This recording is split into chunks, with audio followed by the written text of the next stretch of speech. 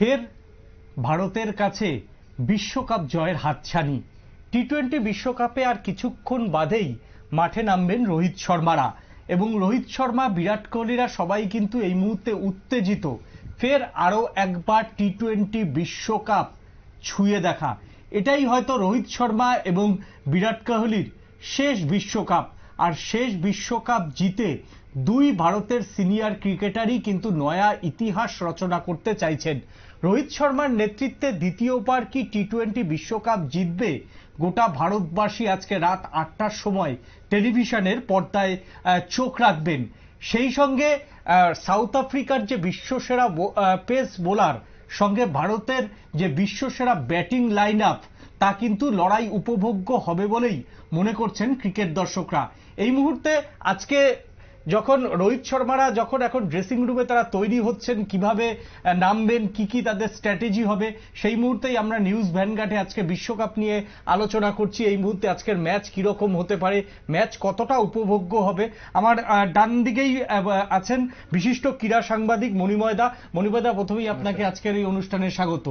এছাড়াও আছেন যে তরুণ কোচ প্রতীক বিশ্বাস, আজকে আমাদের স্টুডিওতে উপস্থিত হয়েছেন, তাকেও নমস্কার এবং স্বাগত। প্রথমেই মণিময়দার কাছে আমি যাব যে রোহিত শর্মা তার নেতৃত্বে 50 ওভার ওডিআই যে মানে হয়ে গেল সদ্য বিশ্বকাপ, সেখানে দারুণ খেলেছে। একেবারে শেষ ম্যাচেই অঘটন, আজকে আবার নামছে। আর একটা বিশ্বকাপ ট্রফি ছুঁয়ে দেখার স্বপ্ন, কতটা চাপে থাকবে প্লেয়াররা?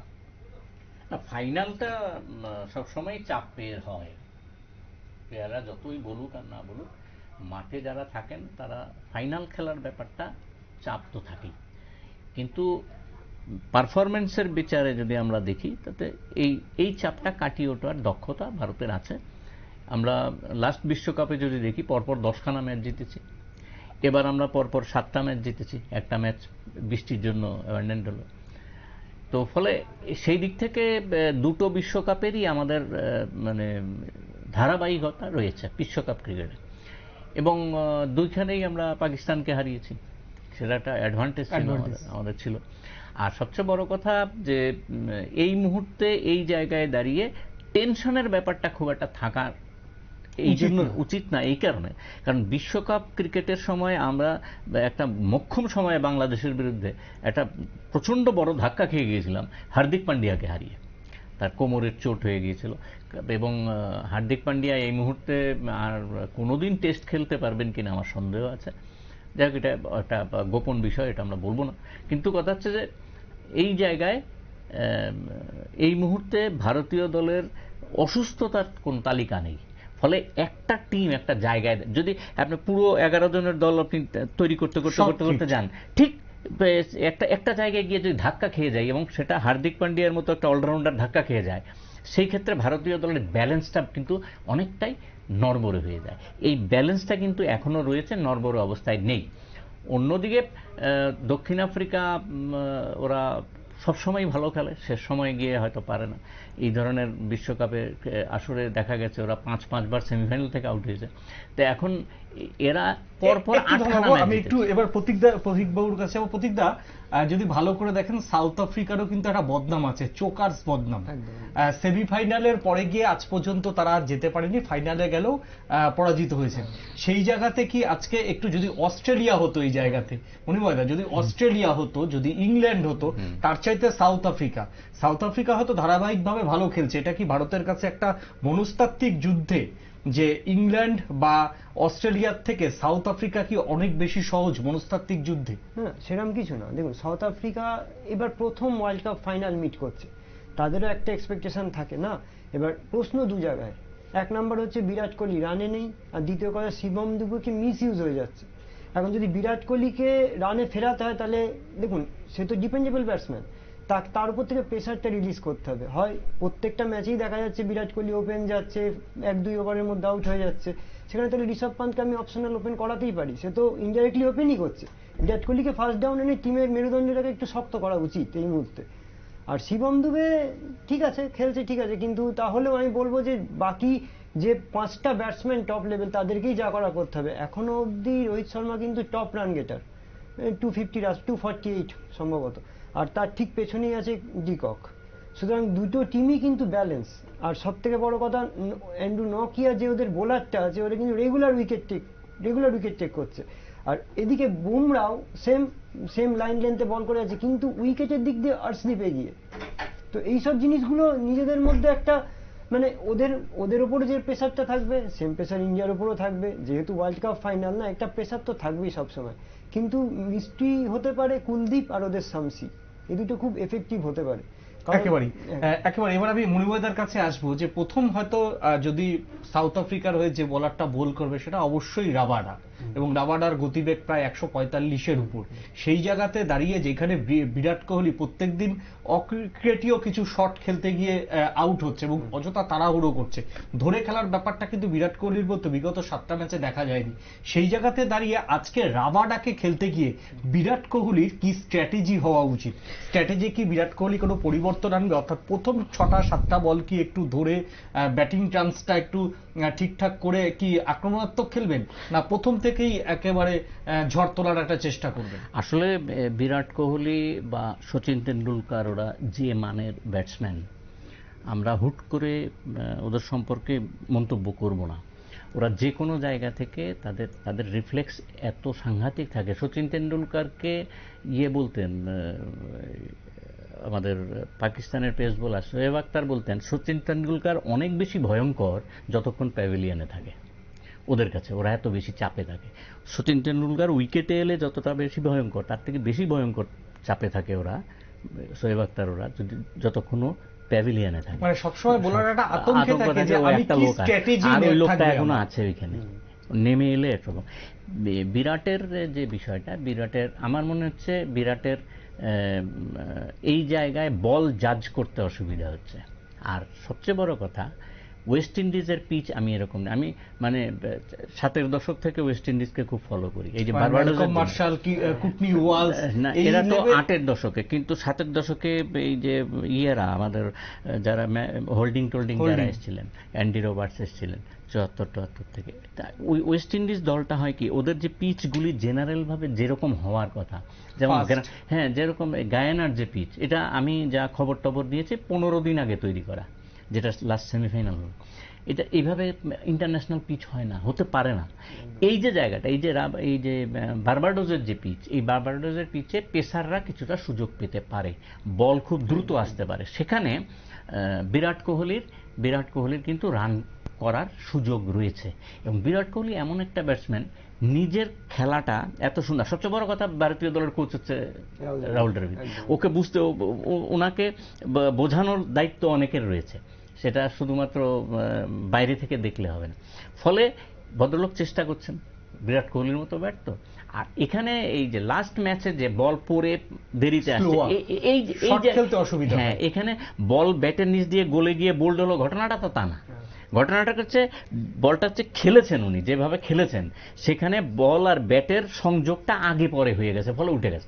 এই যে জায়গাটা, এখান থেকে এই মানে বিরাট কোহলিকে ফিরতে গেলে সাংঘাতিক চিন্তা ভাবনা করতে হবে, ঘটনাটা তা না। আর বিরাট কোহলি এবং রোহিত শর্মাকে রান করতেই হবে ভারতীয় দলকে একটা বড় লক্ষ্যমাত্রায় পৌঁছে যাওয়ার জন্য। এটা স্বাভাবিক।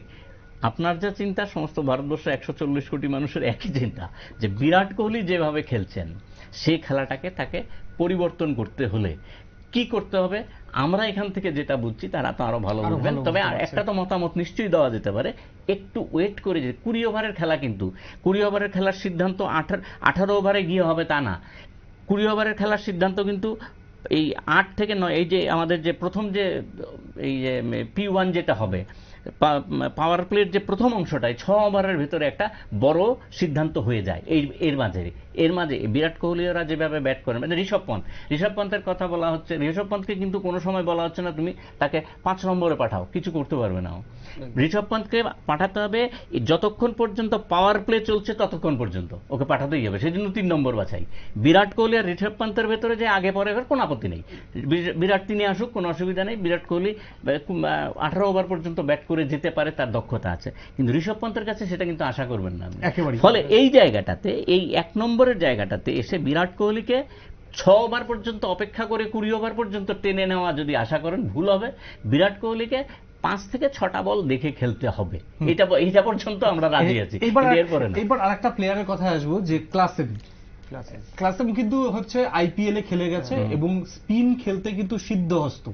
সেই জায়গাতে দাঁড়িয়ে আজকে সাউথ আফ্রিকার মাঠে ক্লাসেমকে নিয়ে কুলদীপ যাদব, অক্ষর প্যাটেল আর রবীন্দ্র জাদেজা কতটা চাপে থাকবে? না দেখুন, ক্লাসেম প্রথম কথা লফটেড শট ভালো খেলে, ঠিক আছে, গ্রাউন্ডে দেখা গেল 60 রান করছে, তার মধ্যে 40 রান ফ্রম বাউন্ডারি। তো সেখানে বিশেষ করে মিড মানে লং অফ আর কভার ওই এরিয়াটায় ও খুবই স্ট্রং, সেটা ব্যাকফুট দিয়ে ওখান দিয়ে বার করে দেয়। আর কুলদীপের হাতে যেহেতু ভেরিয়েশন আছে, ওকে খেলতে তো অবভিয়াসলি অসুবিধা হবে, কিন্তু রবীন্দ্র জাদেজা কিন্তু এখন ফর্মে নেই। ওর বলটা খুব যে উইকেট টেকিং বল হচ্ছে কি খুব ভালো রান করছে তাও না। তো সেখানে দাঁড়িয়ে ক্লাসেনকে যদি ক্লাসেন সেট হয়ে যায়, তাহলে একটাই অপশন থাকবে, তাকে সিঙ্গেল দিয়ে নন স্ট্রাইকের করে দাও। কারণ ক্লাসেন যদি একবার সেট হয়ে যায়, তাহলে কিন্তু ও 20 বলে হয়তো 10 রান করবে, নেক্সট 20 বলে 50 করে দেবে। কিন্তু তোমার কি মনে হয় যে ক্লাসেমকে প্রথম থেকেই কুলদীপ যাদবের একটু অফ স্টাম্পের বাইরে সবসময় বল করা উচিত, তাতে যদি একটা দুটো ওয়াইড বল হয় সেটাকেও স্বাগত? সেটা ঠিক আছে, কিন্তু সেম স্পট থেকে কুলদীপ কিন্তু বোথ সাইড টার্ন করায়, ঠিক আছে, গুগলিও মারে ওখান থেকে, আবার ওখান থেকে রাইট হ্যান্ড ব্যাটসম্যানের অফ স্পিনও হয় বা লেগ স্পিনও হয়। তো সেখানে দাঁড়িয়ে ক্লাসেনকে অ্যাট এনি কস্ট ওকে সেট হতে দেওয়া যাবে না। যদি অফ স্টাম্পের বাইরে করো গুড অ্যান্ড বেটার, কিন্তু যদি ও একবার মিডিলিং করে ফেলতে থাকে তাহলে কিন্তু প্রবলেম হয়ে যাবে। দেখো এখন ক্লাসেনটা ঠিক আছে, ক্লাসেন যেহেতু সবে সবে আইপিএল খেলে এসছে, অনেক রান করেছে, আর আমরা আইপিএল থেকে এমন অভ্যস্ত হয়ে গেছি 200 টস না করলে টি20 ঠিক আমাদের খিদে মেটে না। কিন্তু আলটিমেটলি বোলাররাও তো খেলতে আসে, সেটাও দেখতে হবে। এবং ঠিক আছে, অক্ষর প্যাটেল প্রথম পাওয়ার প্লের প্রথম ওভারে লাস্ট ওভারের দিকে অক্ষর প্যাটেলকে আনা হোক, তারপরে একটু পেছন দিকে কুলদীপ থাকুক আর সাথে বুমরা, এই আর কি। একটু থামাবো, এরপর আমাদের সঙ্গে সরাসরি টেলিফোন লাইনে এই মুহূর্তে জুড়ে গিয়েছেন ঋতুপর্ণা রায়, বড়দা মহিলা টিমের হেড কোচ এবং প্রাক্তন জাতীয় দলের প্লেয়ার এবং প্রাক্তন ইন্ডিয়া এ দলের প্রাক্তন কোচ ঋতুপর্ণা রায়, তিনি আমাদের সঙ্গে সরাসরি টেলিফোন লাইনে জুড়ে গিয়েছেন। ঋতুপর্ণা রায় কি বলছেন আসুন শুনে নি। দেখুন, সাউথ আফ্রিকার ইন্ডিয়া দুজনেই খুব ভালো খেলেছে। ফাইনালে ওঠার আগে তারা সবাই প্রত্যেকটা ম্যাচ জিতেছে, কিন্তু আমি স্টিল বলবো ইন্ডিয়ার অনেক এগিয়ে। ইন্ডিয়ার যে ব্যাটিং অর্ডার, বোলিং অর্ডার, যে ব্যালেন্স আছে, আশা করি নিশ্চয়ই এবারে ভারত কাপ তুলবে। না দেখুন, কুলদীপ, অক্ষর, জাডেজা সবাই খুব ভালো বল করছে, সবাই ভীষণ ভালো রিদমে আছে। আমার মনে হয় না খুব একটা চেঞ্জেস হবে। আর উইকেটস হ্যাভ হেল্প, যদিও আজকের উইকেটে বলছে যে মিডিয়াম পেসদেরও হেল্প করবে। তো আমাদের তো বুমরা আছেই, অর্শদীপও ভালো বল করছে। বোলিং এ নিয়ে কোনো কোয়েশ্চেন হবে না। আই থিঙ্ক সবাই খুব ভালো bowler, and given the situation and having a coach like Rahul Dravid, আমার মনে হয় তাদের বেস্টটাই আজকে আমরা দেখতে পাবো। Virat Kohli is a great player.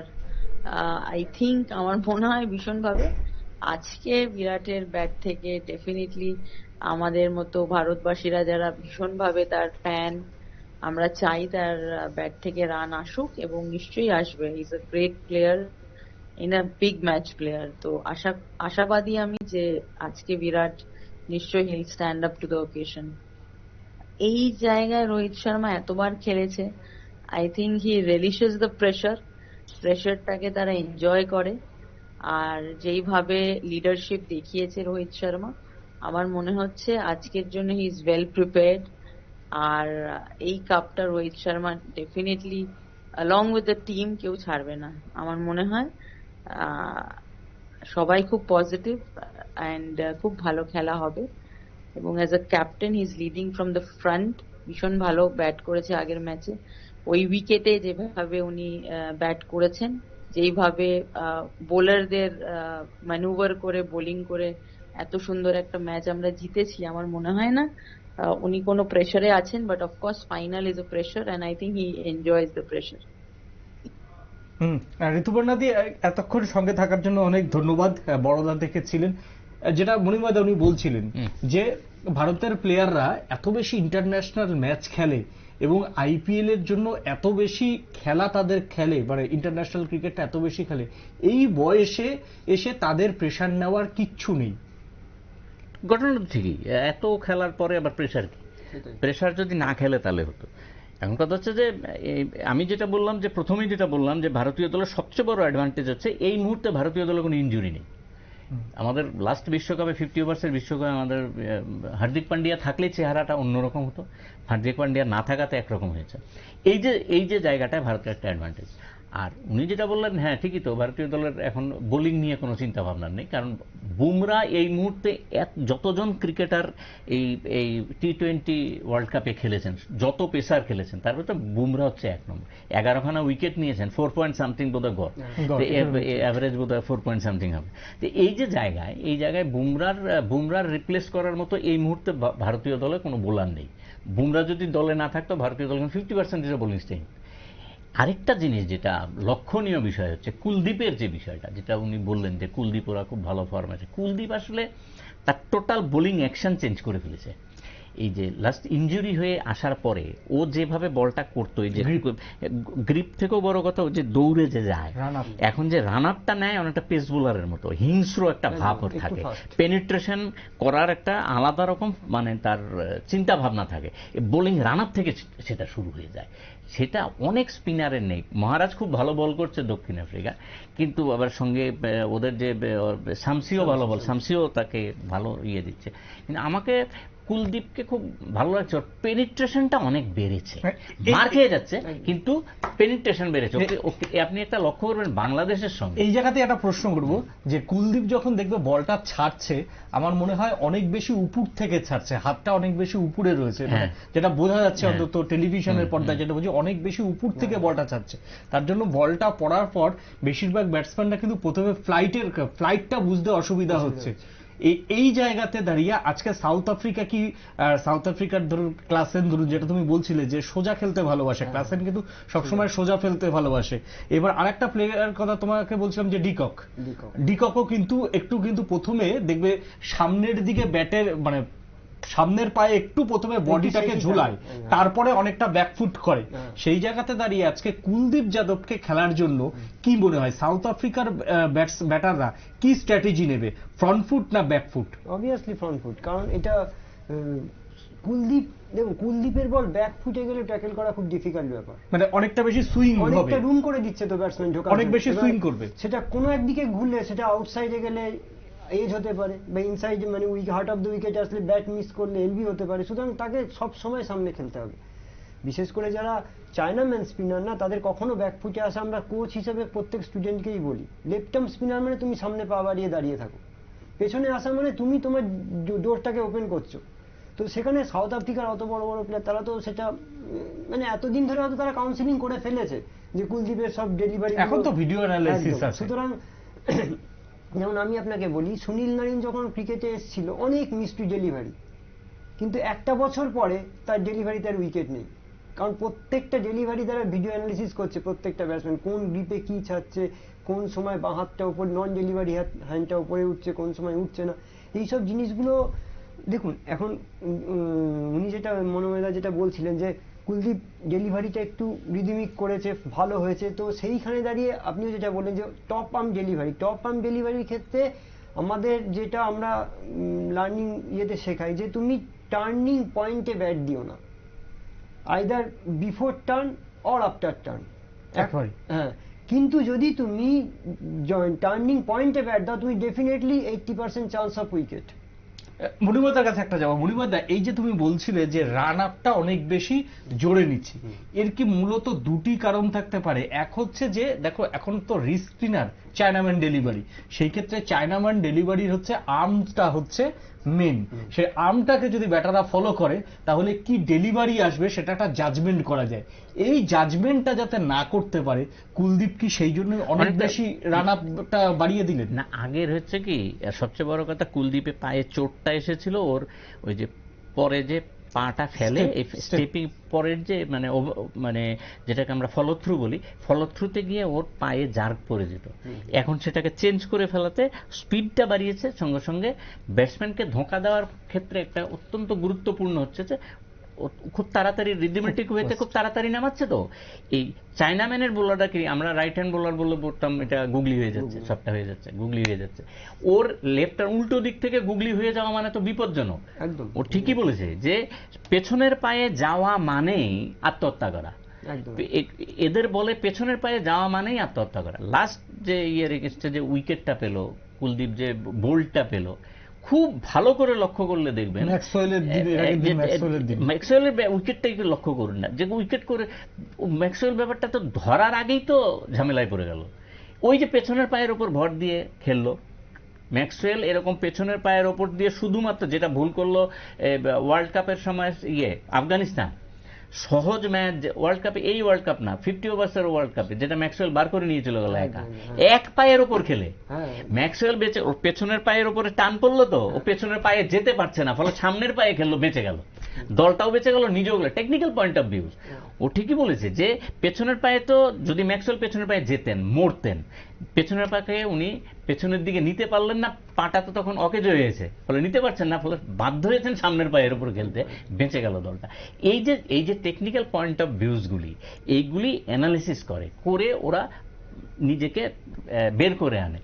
আমাদের ইয়ের কথা মানে একটু এবার থামাবো, এবার একটু অন্য দিকের প্রসঙ্গে যাই। কুলদীপের প্রসঙ্গে আমরা অনেকক্ষণ ছিলাম, এবার একটু যাই যদি সূর্যকুমার যাদব।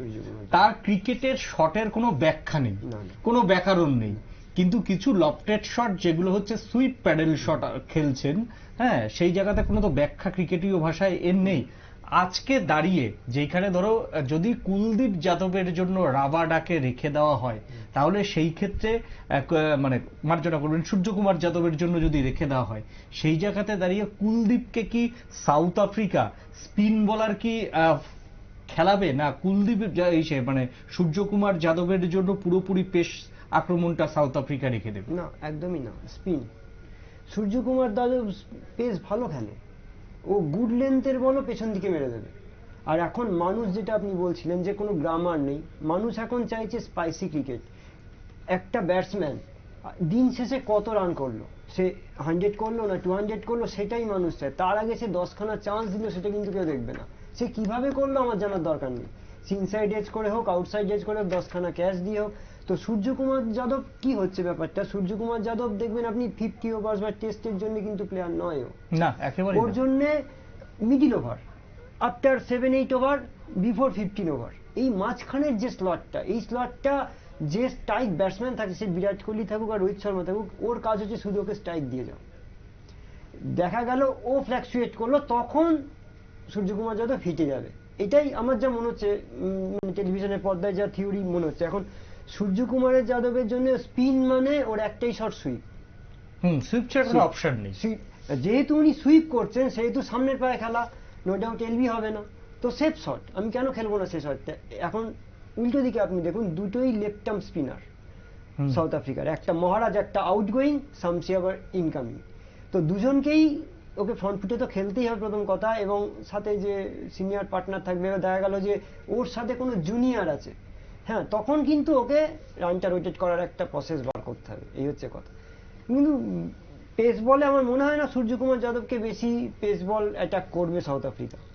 এই মুহূর্তে আমি আরো একজন আমাদের সঙ্গে টেলিফোন লাইনে জুড়ে গিয়েছেন, রাজ্য দলের প্রাক্তন ক্রিকেটার শ্রাবণীর সঙ্গে আমরা কথা বলে জেনে নেব যে শ্রাবণী, আজকের এই ম্যাচকে ঘিরে শ্রাবণীর কি অবজারভেশন, আসুন শুনে নি। এটা যেরকম ভাবে আমাদের স্পিনার্সরা চালাচ্ছে, plus the wickets are favourable for the spinners also, we have, আমাদের ভালো স্পিন অ্যাটাকও আছে। তো আমরা মনে করছি যে plus Rohit Sharma and all যেরকম ভাবে একটা আমরা দেখেছি, লাইক সেমি ফাইনালেও যেরকম ভাবে পারফর্ম করেছে, যেরকম ভাবে আমাদের কনফিডেন্সটা আছে, আই হোপ এই T20 ওয়ার্ল্ড কাপ মনে হচ্ছে আমাদেরই হবে ফর ইন্ডিয়া অনলি। প্লাস ওখানে একটু বৃষ্টিরও ফোরকাস্ট দেখলাম আছে, তো হোপফুলি টসটা খুব ইম্পর্টেন্ট হবে ফর এনি সাইড, বিকজ এটা একটু মনে হচ্ছে আর কি যে টসটাতে অনেক কিছু ডিপেন্ড হতে পারে। ক্রিকেট এরকম জিনিস যে কেউই কোনোদিন বলতে পারে না, আমরা কখনো বিরাট কোহলিকে জাজও করতে পারবো না। আমরা হোপ রাখতে পারি যে ও রানস আসবে ওনার ব্যাট থেকে, বিকজ এরকম একটা ক্রিকেটার উইথ 80 সেঞ্চুরি, আমরা যদি ভাবি যে রান আসছে না, তো সেটা ভুল হবে। তো সামহাও ওনার এখন পারফরমেন্স একটু লোতে চলছে সামহাও, বাট হোপফুলি আজকের ম্যাচ ইম্পর্টেন্ট ম্যাচ, তো সবাই এটাই আশা রাখতে পারি যে স্কোর আসবে বিরাট কোহলির ব্যাটে। হ্যাঁ, ডেফিনেটলি ফাইনাল কেউ তো হাত ছাড়া করতে চাইবেই না। আমার মনে হয় না যে যেই টিম সেমিফাইনালে আছে ওই টিমই একটা ভালো, একটু গুড টিম, ভালো টিম। আমার মনে হয় ওটা নিয়ে ইন্ডিয়া নামবেও, তো কারণ কোনো রিজন তো দেখতে পাচ্ছি না একটু চেঞ্জে সেরকম ভাবে। I think they'll go with them. আমার মনে হয় ব্যাটিং ইন্ডিয়ার জন্য, কারণ ইফ ইট ডাজন্ট রেন, মানে যদি বৃষ্টি না হচ্ছে হয়, আগে ব্যাটিং করো 160 170 will B a good score. At least যদি আমরা করে ফেলি, এবার ধরো বৃষ্টি নামলো সাপোজ, তো ইনিশিয়ালি ওই বৃষ্টির পর ইনিশিয়ালি পেসার্সদের খেলা একটু টাফ হয়ে যায় ওখানে। তো আমরা যদি আগে প্রদান করি four on the board, I think it will be good. তো টস জিতে মনে হয় ব্যাটিং নেওয়াই ভালো আমার হিসাবে। একেবারেই। শ্রাবণী দেবনাথের সঙ্গে আমরা কথা বলছিলাম এতক্ষণ, সঙ্গে থাকার জন্য শ্রাবণী দেবনাথকে অনেক ধন্যবাদ। মণিময়দা, যেটা হচ্ছে রাজ্যের মেয়ে, বর্তমান কোচ এখন, ও কিন্তু বললো যে ওর মত হচ্ছে টসে জিতলে প্রথমে ব্যাটিং নেওয়াই দরকার এবং ব্যাটিং এর পক্ষেই ওর সিদ্ধান্ত। কি 100 বার, মানে আমি 100% সহমত পোষণ করি। প্রথম ব্যাট করে নেওয়াই ভালো 20 ওভার্সে। আর এই ওয়েস্ট ইন্ডিজের যা পিচ, এতক্ষণ আমি কিংস্টন বার্বাডোজের যা চেহারা অতীতে যা জানতাম, এখনও নাকি মোটামুটি একই রকম আছে। পেস বোলাররা সহায়তা এবং বড় রান হবে এখানে, তাদের ধারণা। পিচ কিউরেটার, আমাদের এখানকার বিখ্যাত পিচ কিউরেটার ছিল, ওনার সঙ্গে রিসেন্টলি কথা হচ্ছিল, বলছে যে ওয়েস্ট ইন্ডিজের অন্যান্য পিচ যাই হোক, যেরকমই হোক, কিংস্টন বার্বাডোজের পিচ যেখানে ফাইনাল খেলা হবে সেই পিচটা অন্যরকম, অন্য চেহারার হবে। আমিও কালকে অবধি যা খবর টবর নিয়েছি, মোটামুটি দেখা যাচ্ছে পিচটা রানের পিচ হবে। তো সুতরাং রান টার্গেট দিয়ে দেওয়াই ভালো। এবং সবচেয়ে বড় কথা, যত পিচ উইকেটে যতই রান থাকুক, রান করার মতো অবস্থা থাকুক, 20 ওভার 50 ওভারের খেলায়, মানে 51তম ওভার থেকে ওই পিচ 1 নম্বর ওভারে যা ছিল তা থাকতে পারে না। মাটির মলিকুলসগুলি তো নড়বেই, কোনো না কোনো অবস্থায় কি নড়বে। তো স্বাভাবিকভাবে ওই একটা অ্যাডভান্টেজ আমাদের থাকবে। আমাদের মনে হয় ব্যাট করে নেওয়ায় শ্রাবণীর সঙ্গে আমি একমত। আরেকটা হচ্ছে যে এই ভারতীয় বোলারদের ক্ষেত্রে এখন আজকে চিন্তা করবে ভারত কি মানে 3+1, দ্যাট ইজ এই হার্দিককে নিয়ে 4 জন পেসারে খেলবে কিনা পিচের অবস্থা বুঝে। আমার মনে হয় না, বা 3 জন পেসারেই খেলবে আমার ধারণা। মানে উইনিং স্প্রি এটা দ্রাবিড়ের মতো ওরা কেউ ব্রেক করতে চায় না। জেনারেলি দ্রাবিড়কে বেশ, ও যখন ক্যাপ্টেন থাকাকালীন আমি খুব কাছ থেকে দেখেছি, ফলে আমি বুঝতে পারি ও খুব একটা ভাঙচুর করতে, মানে কোনো অবস্থাতেই ও নড়াতে চায় না। মানে এটা টুকটাকের বিষয় না, কিন্তু এটা ওর একটা মানসিক ইয়ে থাকে যে না, এই প্লেয়ারগুলি যখন, আর সবচেয়ে বড় সবাই সুস্থ, আমি কেন পাল্টাতে যাবো, দরকার তো নেই, দরকার তো নেই। আর কেউ খারাপ খেলছে ঘটনাটা তা না। বিরাট কোহলি খারাপ খেলাটা, বিরাট কোহলির ভালো খেলার সঙ্গে খারাপ খেলাটার ডিফারেন্স খুব কম, খুব ফারাকটা ভীষণ কম। যে বিরাট কোহলি ফর্মে নেই আর ফর্মে আছে, এটা যে কোনো সময় চলে আসতে পারে। এটা হয়তো আজকে মোক্ষম টাইম হয়ে গেল। ঘটনাটা হচ্ছে বিরাট কোহলিকে নিয়ে অযথা দুশ্চিন্তা করার কিছু নেই। আর এই জায়গায় দাঁড়িয়ে ভারতীয় দলের সবচেয়ে বড় অ্যাডভান্টেজ হচ্ছে, যেটা সবচেয়ে বড় মানসিক জোর হচ্ছে, অসাধারণ উইকেট কিপিং করছেন ঋষভ পান্ত, আউটস্ট্যান্ডিং। ওই অ্যাক্সিডেন্টের পর যেভাবে ফেরত এসেছে, এটা মানে যুবরাজ সিংকে দেখে যেমন অবাক হই, তেমন এইভাবে মানুষ আসতে পারে না। অনেকেই হারিয়ে গেছে, অনেকেই আসতে পারেনি এইরকম বড় অ্যাক্সিডেন্ট থেকে। মানে একে দেখে, ঋষভ পন্থকে দেখে ইয়াং তরুণ প্রতিভা যারা খেলে, ওরা দেখে শেখা উচিত মানসিক জোর কাকে। আজকের এই যে ওয়েস্ট ইন্ডিজের যে পিচ অনেক বেশি ফাস্ট হওয়ার একটা কথা রয়েছে, বা অনেক বেশি পেস এবং অনেক বেশি সুইং থাকতে পারে, এবার সেক্ষেত্রে ব্যাটে বল আসলে শিবম দুবে, যার ভূমিকাটা কিন্তু অত্যন্ত গুরুত্বপূর্ণ হতে পারে আজকে 4 নম্বর কি 5 নম্বরে, সেই জায়গাতে দাঁড়িয়ে শিবম দুবের আগে কি জাদেজাকে পাঠানো উচিত, না শিবম দুবেই 4 নম্বরের জায়গাটা ঠিক রয়েছে? সেটা গেমের পজিশন বুঝে। দেখা গেল লাস্ট 2-3 ওভার আছে, তখন আমি কখনোই শিবম দুবেকে পাঠাবো না, তখন জাদেজা। আর প্রথমে যেটা আপনি বললেন, পেসে ইন্ডিয়ান ব্যাটসম্যানকে বিট করতে পারবে না। যদি আপনার হাতে ভেরিয়েশন আছে তো ঠিক আছে, কারণ before T20 match, IPL finish after, প্রত্যেকটা ব্যাটসম্যান করেছে কি, আমাদের যে 22 ইয়ার্স, সেই 22 ইয়ার্স থেকে 20 ইয়ার্স করেছে পিচ করে, সব পেসারদের দিয়ে বল করিয়ে বিরাট কোহলি, রোহিত শর্মা এরা কিন্তু প্র্যাকটিস করেছে। পেসে তুমি আমাকে বিট করতে পারবে না। তোমার হাতে যদি variation না থাকে। ভেরিয়েশন থাকে তাহলে তুমি আমাকে হয়তো এজ খাওয়াতে পারো। দেখো টি-20 তে তো রিভার্স সুইং সেইভাবে সম্ভব না, river তোমার যে ইন সুইং আউট সুইং এই দুটোই আর সিম পজিশন একটু মুভমেন্ট নাড়াচাড়া করতে পারে। এখানে কে ভালো বোলার সেটা জাজ করে, কে কত বিট খাওয়াচ্ছে, কে কত উইকেট পাচ্ছে, সেটা কিন্তু প্রত্যেকটা বোলারের 24 বলস কোটা, সেখানে সে যদি 12টা বল বিট খাইয়ে দেয় অবশ্যই সে এক নম্বর করে। একদম সেটাই তো। টি-20 আমরাও যখন কোনো স্টুডেন্টদের শেখাই, আমরা বলি তুমি উইকেটে বল করো না, তুমি গুড লেন্থে ফেলে ব্যাটসম্যানকে বিট করাও, তুমি 4টে ওভার বিট করিয়ে দাও, এমনি উইকেট পেয়ে যাবে। তো সেই ক্রিকেটটাই তো ওপর লেভেলের ক্রিকেট, সেখান থেকেই তো মানুষ হচ্ছে। তো আর যেটা আমার খুব মানে একটু লাগলো, শিবম দুবে কিন্তু যে পজিশনেই আসুক না কেন, প্রথম 7 থেকে 10টা বল সামনে পা বাড়ায় না। আমি জানি না কেন, এটা আগের ম্যাচেও দেখেছি, এই ম্যাচেও দেখছি। এক্স্যাক্টলি একটা ফুটওয়ার্কের মনে হয় কোথাও একটা সমস্যা রয়েছে, না ফুটওয়ার্কের কোথাও সমস্যা হচ্ছে। সেটা দেখো স্লো পিচে খেলছে, তার জন্য হয়তো সামনের দিকে পা বাড়াতে চাইছিল না। যদি এলবিডব্লিউ হয়ে যায় যে বল তো অনেক স্লো আসছে, ব্যাটের সঙ্গে আগে ব্যাট রাখলো ঠিকমতো, গলে গিয়ে যদি প্যাডে লাগে এলবিডব্লিউ এর সমস্যা। কোথাও যেন একটা ও টেনশন ফিল করছেন উনি, যে কি হবে কি হলো, এরকম একটা ব্যাপার। ওনাকে ফ্রি করে দিতে হবে, কারণ আমরা আইপিএল এর যে ইনিংস দেখেছি ওনার, সেখান থেকে আমি 1% পাইনি। একটা ম্যাচে হয়তো 30 আশপাশ রান করেছে, কিন্তু লাস্ট ম্যাচটাই কিন্তু খেলা উচিত ছিল ওনার, যে পজিশনে নেমেছে। তাহলে যদি আজকে ধরো শুভেম দুবেকে না খেলায়, তাহলে অটোমেটিক চয়েস রোহিত শর্মার কার হতে পারে? শিবম দুবেকে যদি যশস্বী জয়সওয়াল, একদমই যশস্বী জয়সওয়াল। কিন্তু যশস্বী রাহুল দ্রাবিড়, উনিও যেটা বললেন, রাহুল দ্রাবিড় মানে আমি আপনাকে বলি 2007-এ যখন আমি ইন্ডিয়া স্কোয়াডে আমি 5 ডেজ ছিলাম, আমি সবার সঙ্গেই খেলেছি।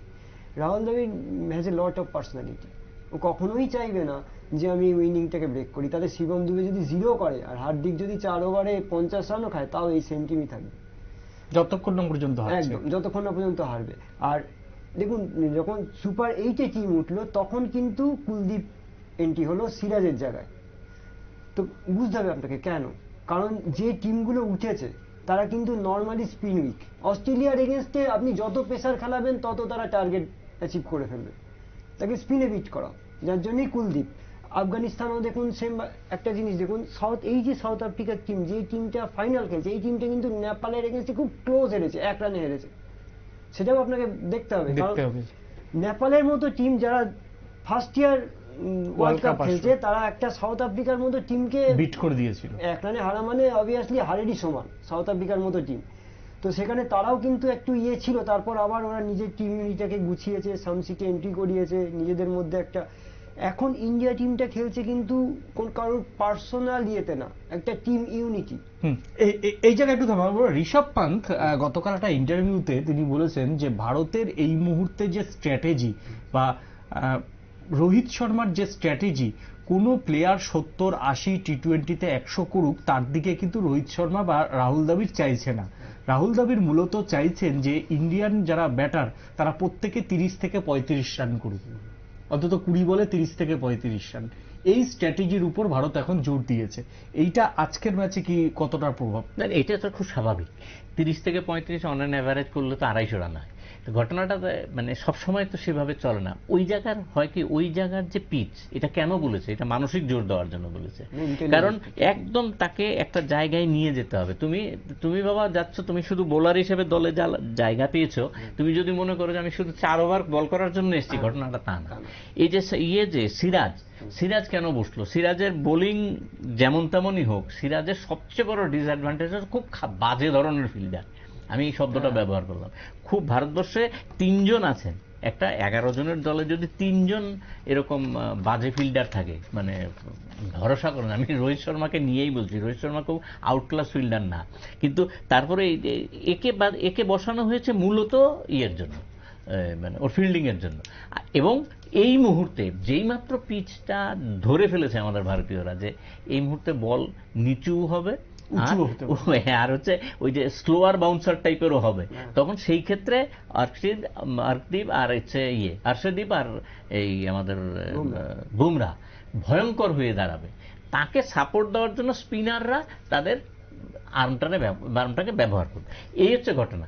এই মুহূর্তে এই জায়গায় দাঁড়িয়ে ভারতীয় দলের কোনো চেঞ্জের আমি দেখি না। ঋষভ একটু থামাবো, এই মুহূর্তে আমরা পেয়ে গেছি কলকাতা থেকে ঋদ্ধিমান সাহার কোচ, ভারতীয় দলের একটা সময় নির্ভরযোগ্য কিপার ছিলেন ঋদ্ধিমান সাহা, সেই ঋদ্ধিমান সাহার কোচ জয়ন্ত ভৌমিককে আমি এই মুহূর্তে পেয়ে গেছি। জয়ন্তদার কাছে এবার চলে যাব, যে জয়ন্তদা কি বলছে। ক্রিকেটের প্রসারের ক্ষেত্রে যেভাবে ওয়ার্ল্ড কাপ টি-20টা স্টেটস মানে আমেরিকা আর ওয়েস্ট ইন্ডিজের মাটিতে দিয়েছে, একটা প্রশ্ন হচ্ছে, মেন কথা হলো উইকেট নিয়ে আমি একটু বলবোই। আমেরিকার উইকেটগুলো দেখেছি, এটা রেডিমেড উইকেট, যাই হোক খেলা হয়েছে, বাট অ্যাট প্রেজেন্ট যেটা ফাইনাল আমি বারবার হচ্ছে ওয়েস্ট ইন্ডিজে। তবে উইকেট কিন্তু যেটা আশা করেছিলাম সবসময় যে এটা অন্তত ওয়ার্ল্ড কাপ টি-20 ওয়ার্ল্ড কাপে পিচ অন্তত বেটার হবে, বেটার কোয়ালিটির হবে, স্পোর্টিং উইকেট হবে, যেখানে দুটো দলই বোলার ব্যাটসম্যান সমান সুযোগ পাবে, একটা প্রতিদ্বন্দ্বিতামূলক ম্যাচ হবে। বাট উইকেটগুলো যেরকম হচ্ছে এত স্লো, ব্যাটসম্যানদের ক্ষেত্রে অসুবিধা হচ্ছে। আমরা দেখেছি খুব কম রানে ইনিংস শেষ হয়ে গেছে, এবং যে কোনো ম্যাচগুলো খুব পরে ব্যাট করে কষ্ট করে জিতেছে। যাই হোক, ইন্ডিয়া প্রথম থেকেই ফেভারিট দল হিসাবে শুরু করেছিল। ইন্ডিয়ার স্পিন অ্যাটাক সত্যি ভালো, বিশেষ করে কুলদীপ, অক্ষর আর জাডেজা, যারা হয়তো সেম যদি টিম থাকে সেই অনুযায়ী সাউথ আফ্রিকার স্পিনার থাকলেও ইন্ডিয়া স্পিনের দিকে অনেকটা এগিয়ে। টসটা একটা ফ্যাক্টর হবে, টসের উপরে অনেকটা নির্ভর করবে। জানি না বাবরাজের উইকেট এই মুহূর্তে বা আজকে কেমন থাকবে ওয়েদার কন্ডিশনের উপরে, সেটা একটা ফ্যাক্টর, সেটা অত আমি বুঝতে পারছি না। আমি প্রেডিক্ট করছি ওভারঅল ওয়েস্ট ইন্ডিজের উইকেট নিয়ে। উইকেটগুলো যেরকম আশা করেছিলাম, ওয়েস্ট ইন্ডিজের যে বিগত দিনে যেসব উইকেট দেখতাম যেরকম টাইপের উইকেট হওয়ার উচিত ছিল সেরকম অনেকটা নেই এখনকার। উইকেটে ঘাস কম, উইকেটের সারফেস অতটা ভালো লাগছে না। ইন্ডিয়া ফেভারিট টিম, তবে টস একটা ফ্যাক্টর। আর টি-20 তো আমি জানি, টি-20 ম্যাচটা এমনই, একটা ক্রিকেট তো গেম অফ আনসার্টেনিটি, এটা অনিশ্চয়তার খেলা। বিশেষ করে ক্রিকেট যখন অনিশ্চয়তা, টি-20 অনিশ্চয়তার কোনো মাপকাঠি নেই। 1 কি 2 ওভারে একটা যে কোনো দল ব্যাটিং কি ফিল্ডিং সাইড যে কোনো আউটসাইড চেঞ্জ হতে পারে, সেটা একটা ব্যাপার। টসটা একটা ফ্যাক্টর। সাউথ আফ্রিকার ওভারঅল জোরে বোলিং, স্পিনিং অ্যাটাক ভালো, ইন্ডিয়ারও ভালো, বুমরার মতন জোরে বোলার। আর যে স্পিনারের নাম আমি বললাম কুলদীপ, এবং এই ওয়ার্ল্ড কাপে দারুণ পারফর্ম করছে। ফেভারিট ইন্ডিয়া, হয়তো বেশি রান কত হবে বুঝতে পারছি না। টস কিন্তু একটা বড় ফ্যাক্টর। এবার আপনি কি জানতে চান বলুন দেখি। অবশ্যই বিরাট এমনই জাতের খেলোয়াড় আমরা সবসময় আশা করতে পারি, তবে জানি না এবার টিমের কম্বিনেশনটা এমন করেছে, বিরাটকে যদি ওপেন করাচ্ছে, জানি না যশস্বী জয়সওয়ালকে যদি ওপেন করাতো, বিরাট কোহলি যে নাম্বার 3 খেলতো, জানি তাহলে টিমের কম্বিনেশনটা বেটার হতো। তবে উইকেটের ক্যারেক্টার অনুযায়ী একটু বেশি স্পিনার বেশি খেলাচ্ছে, একটু দেখবেন একটু অলওয়েজ টিমে বোলারদের সংখ্যা একটু বেশি, অলরাউন্ডার টাইপের বা বোলার। বিরাট নো ডাউট, আমি আশা করছি ফাইনালে একটা ভালো ইনিংস দেখবো। বিরাট যে যাদের খেলোয়াড় হয়তো এই ওয়ার্ল্ড কাপে কোনো পারফর্ম এখনো তেমন করতে পারেনি, ফাইনালে তো আশা করতেই পারি। তবে ইন্ডিয়ান টিমের বিরাট যদি নাম্বার 3 খেলতো, মনে হয় আমার কম্বিনেশন বেটার হতো। জানি না আজকে ক্যাপ্টেন এবং কোচ কি ধরনের টিম ফার্স্ট 11 প্লে। শুনলাম জয়ন্তবাবু কি বলছিল, এতক্ষণ থাকার জন্য জয়ন্তবাবুকে অনেক ধন্যবাদ। মনিবাদ, যেটা আমি প্রথম এবার আসবো, যে আজকের স্লগ ওভার কতটা গুরুত্বপূর্ণ। ম্যাচ কিন্তু স্লগ ওভারের উপর আজকে অনেকটা নির্ভর করবে। সেই জায়গাতে অগ্নি পরীক্ষা কিন্তু বুমরার, কারণ ক্লাসেনকে বুমরাকে দায়িত্ব নিতে হবে, কারণ সেই জায়গা থেকে সিনিয়র প্লেয়ার তো বুমরাই দলে। না, তা তো বটেই, বুমরাই দায়িত্ব নেয়ও। লাস্ট যে ম্যাচটা আমরা জিতলাম, যে ইয়ের সঙ্গে, পাকিস্তানের সঙ্গে যে ম্যাচটা জিতলাম, সেখানে বুমরা তো আউটস্ট্যান্ডিং বল করলেন, কিন্তু সেই ম্যাচে সাধারণভাবে ক্যাপ্টেন কি চিন্তা করে যে বিপক্ষ দলকে রুখতে গেলে আমি 20th ওভারটা আমার দলের সেরা বোলারটাকে ব্যবহার করব। আপনি চিন্তা করে দেখুন, 19th ওভারে নিয়ে আসা হয়েছিল বুমরাকে, এই যে ইয়ের বিরুদ্ধে, পাকিস্তানের বিরুদ্ধে। ওই ওভারটাই কিন্তু ম্যাচটাকে ঘুরিয়ে দিল, একবার সরাসরি ঘুরিয়ে দিল।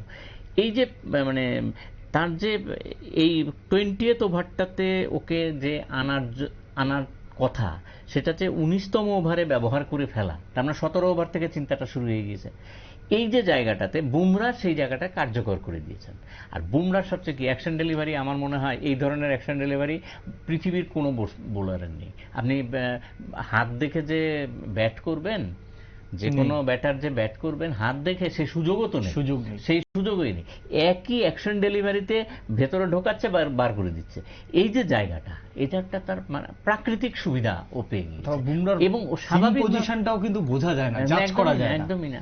যেটা উনি যেটা বললেন যে ইয়ের কথা, আমাদের ওই ওয়েস্ট ইন্ডিয়ান প্লেয়ারটার কথা, যে ওর এক এক সময় এক এক রকম বল করছে নারিন, এখন যে বল করে ওর হাতটা থাকে পেছনে, দেখতে যায় না, ওর গ্রিপ দেখতে যায় না।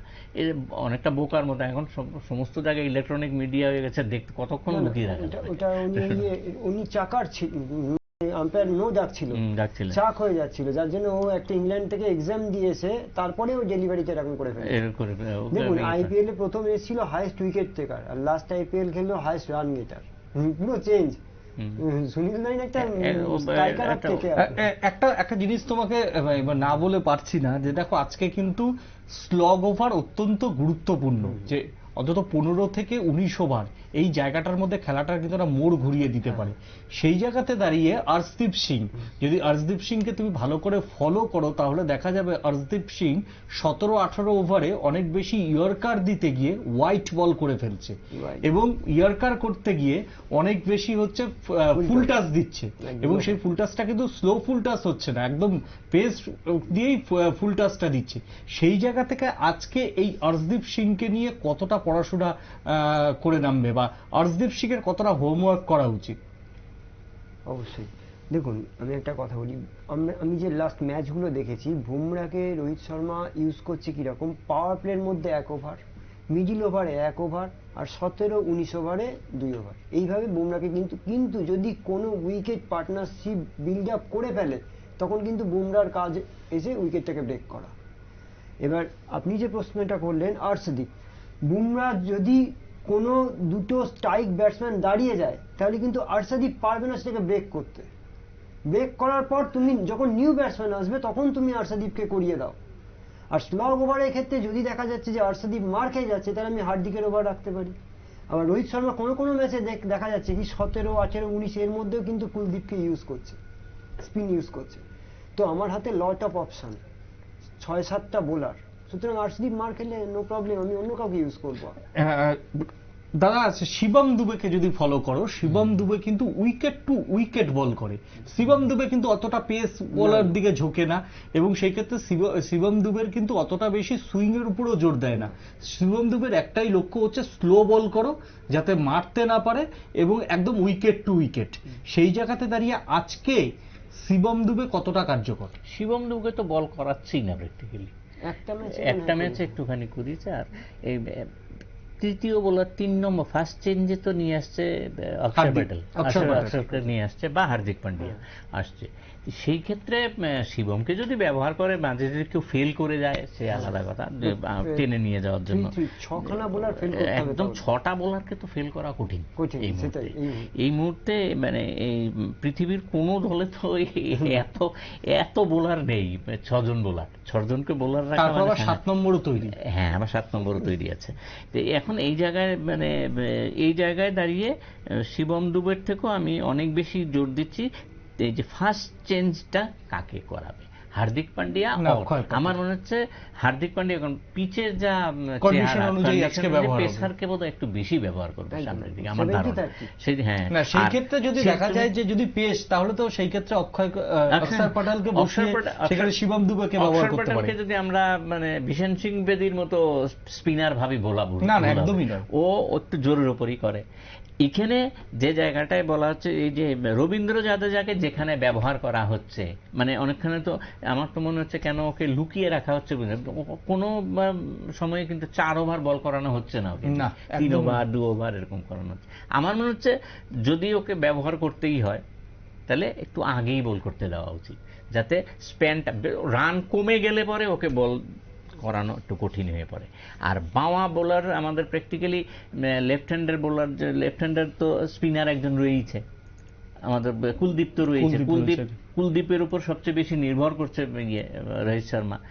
এই জায়গায় দাঁড়িয়ে আর ওদেরও বামা ব্যাটসম্যান বেশি, যে জায়গাটায় একটু আগে যেটা কথা বলছিলেন যে ওই যে অর্শদীপ যে ইয়ে দিচ্ছে, ইয়ারকার দেওয়ার যে চেষ্টা করছে, অর্শদীপ অনেক বেশি ইয়র্কারে সফল হচ্ছে ডানহাতি ব্যাটসম্যানের বিরুদ্ধে। বাঁহাতি ব্যাটসম্যানের বিরুদ্ধে যে ওয়াইডটা যেটা হচ্ছে, ও তো আমাদের রাইট হ্যান্ডার ব্যাটসম্যানের ইয়েতে করছে, মানে ওভার রাউন্ড দ্য উইকেট, ওর নিজের ওভার দ্য উইকেট, ফলে ও যে টানছে এটা চলে যাচ্ছে অফ স্টাম্পের ওপরে, চলে গেলে বেঁচে যাচ্ছে অনেক ক্ষেত্রে, স্ট্রাইক করতে গেলে আউটও হওয়ার সম্ভাবনা থাকছে। কিন্তু যে লেফট হ্যান্ডার ব্যাটসম্যানের ক্ষেত্রে তো সেটা তার অন সাইডে বসে ওয়াইড হয়ে যাচ্ছে। এই জায়গাটাতে ভাবনার বিষয় আছে, এই জায়গাটাতে।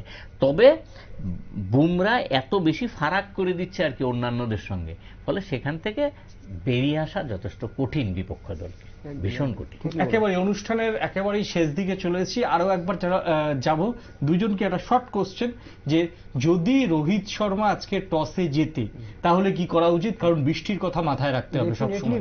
ডেফিনেটলি ব্যাটিং, কারণ আগের যা প্রেডিকশন হয়েছে 70% ম্যাচ জিতেছে ফার্স্ট ব্যাট করে, সুতরাং এখানে নো কোশ্চেন, কোনো চিন্তা ভাবনাই করার দরকার নেই, ব্যাটিং ব্যাটিং, একদমই ব্যাটিং। মণিময়দা? এই আমিও ব্যাট করার পক্ষে, আগেও বলেছি যে এর আগেও যতবার যারা আগে ব্যাট করেছে দেখা গেছে যে যদি আমরা 22 সাল থেকে ধরি এখন পর্যন্ত টি-20 ক্রিকেটে প্রথমে ব্যাট করেছে এই 11 বার যারা আগে ব্যাট করেছে তারা জিতেছে। তো এরকম অনেক বিষয় আছে, আমি টুকটাকের বিষয়ে যাচ্ছি না, আমি একেবারে টোটালি বিজ্ঞান ভিত্তিক কথা বলছি। প্রথমে ব্যাট করে বড় স্কোর করে ওদের ছেড়ে দাও। একেবারেই অনুষ্ঠান শেষ করবো, একটাই শেষ কোশ্চেন তোমার কাছে, যে রাবাডা অত্যন্ত গতি স্পিড স্টার, সেই জায়গাতে রাবাডা যখন প্রথম বল করবে রোহিত শর্মাকে কিন্তু পাজরে লক্ষ্য করেই বলটা করার চেষ্টা করবে, সেই জায়গাতে রোহিত শর্মা কি প্রথমেই পুল বা হুকের দিকে নজর দেবে না সিঙ্গেল?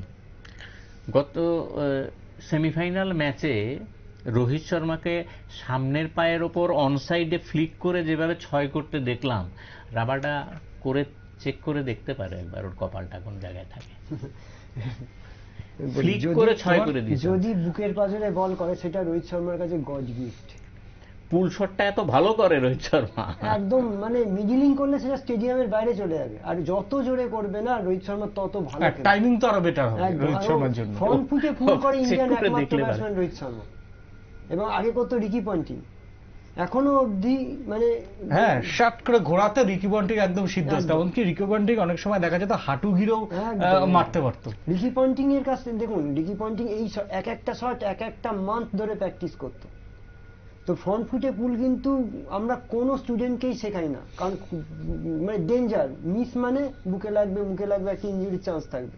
তো ফ্রন্ট ফুট পুলে কিন্তু রোহিত শর্মা মানে খুবই ভালো, যেখান থেকে আপনি আর একটা বলতে পারেন নিউ জেনারেশন শুভমান গিল, ও ফিনিশ করে না, ও জাস্ট ট্যাপ করে রেখে দেয়। অস্ট্রেলিয়ান পেসারদের অস্ট্রেলিয়ান মাঠে ও বডি লাইন বলটা কিন্তু ফুল ফিনিশ করেনি পুলে, আপনি টেস্ট ম্যাচটা দেখবেন যেটা সেঞ্চুরি করেছিল। তো রোহিত শর্মা কিন্তু যদি বডি লাইন করে থাকে তো একটা বলও মাঠে থাকবে না, যদি ফাইন লেগ রাখুক আর ডিপ স্কয়ার লেগ রাখুক, এটা আমি আপনাকে বলে দিলাম, একদম মাঠের বাইরেই যাবে না। কারণ হচ্ছে ওই তখন এই যে 20 গজের বাইরে তো এত ফিল্ডার রাখতে পারবেন না, ওপেন থাকে, কোনো না কোনো জায়গা ওপেন থাকবে, একেবারে পরীক্ষা করতে গেলে বিপদে পড়বে একেবারেই। আর কিছুক্ষণ বাদেই রোহিত শর্মারা মাঠে নামছেন এবং হেড কোচ রাহুল দ্রাবিড় হয়তো এতক্ষণে তার নোটবুকে সমস্ত স্ট্র্যাটেজি ঠিক করে ফেলেছেন। স্বপ্ন একটাই, দ্বিতীয়বার কি আবার রোহিত শর্মার নেতৃত্বে টি-20 বিশ্বকাপ ঘরে আসবে। সারা ভারতবাসী কিন্তু আজকে 8টার পর কাজকর্ম সব বাদ দিয়ে টেলিভিশনের পর্দায় থাকবে। আবার আমরা আমাদের যে ভারতের বিশ্ব একাদশ, যে ভারতের যে একাদশ বিশ্ব মাটিতে কাঁপাতে পারে তার দিকেই কিন্তু আমরা নজর রাখবো, এবং অবশ্যই এই ক্ষেত্রে ভারতীয় হিসেবে রোহিত শর্মারা কাপ জিতুক এমনটাই চাইব। এখনকার মতো আলোচনা আমরা এখানেই শেষ করছি। ঠিক 6টার সময় আবার আমরা অন্য কোনো খবর নিয়ে আপনাদের মধ্যখানে আসছি।